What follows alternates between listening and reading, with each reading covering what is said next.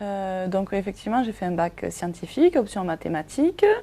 Ensuite, j'ai fait un DUG mathématiques informatique appliquée aux sciences, un DUG MIAS.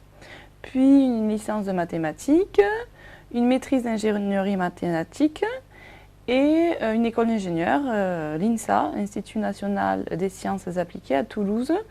Je suis ingénieure en biostatistique dans un centre de lutte contre le cancer qui est l'Institut Curie, qui se trouve à Paris.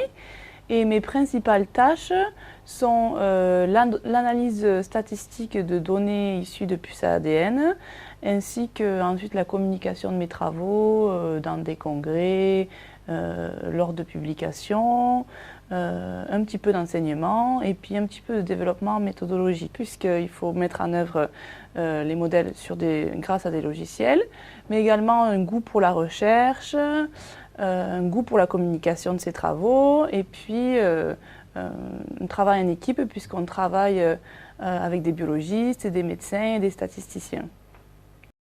Et le statisticien est chargé d'identifier les gènes qui seraient impliqués dans la récidive de la tumeur, c'est-à-dire des gènes qu'on appelle pronostiques et qui seraient par exemple différemment exprimés entre des tumeurs dont on sait dont elles ont récidivé et des tumeurs dont on sait qu'elles n'ont pas récidivé. Donc ça, c'est l'utilité de notre métier, c'est de participer à la recherche contre le cancer.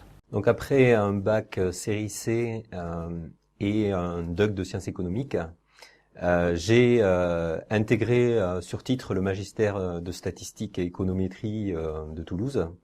Parallèlement, en fait, j'ai poursuivi une formation universitaire classique, c'est-à-dire une licence, une maîtrise et un DESS de statistique et économétrie. Et je suis responsable global du support statistique.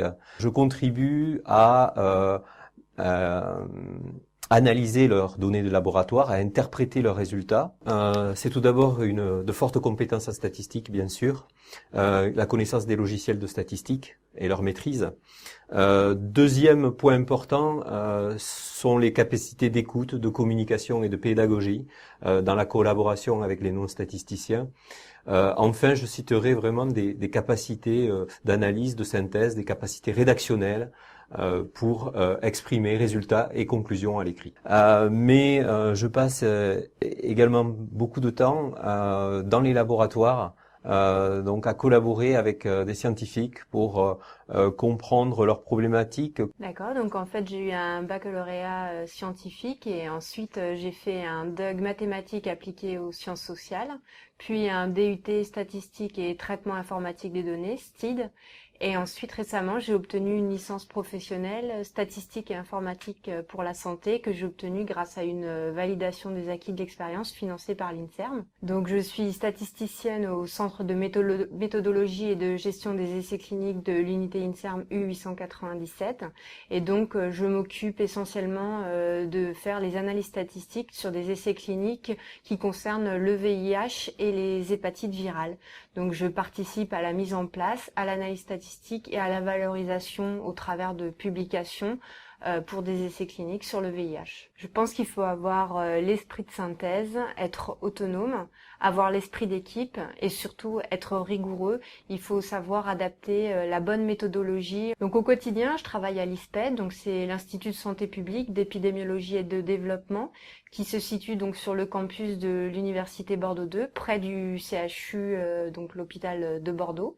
Donc ce qui permet d'avoir un environnement très académique et de profiter des expériences multidisciplinaires qui sont au sein de cet institut. J'ai eu la chance de travailler sur un essai clinique qui a permis de montrer qu'une nouvelle association d'antirétroviraux avait un réel succès chez des patients qui n'avaient plus de traitement possible. Donc on a vraiment les résultats de nos essais cliniques ont permis de donner une nouvelle solution thérapeutique pour des patients atteints du VIH. Alors j'adore mon métier parce que je trouve que c'est un métier qui concilie les mathématiques au travers des statistiques, mais aussi il y a un côté médical.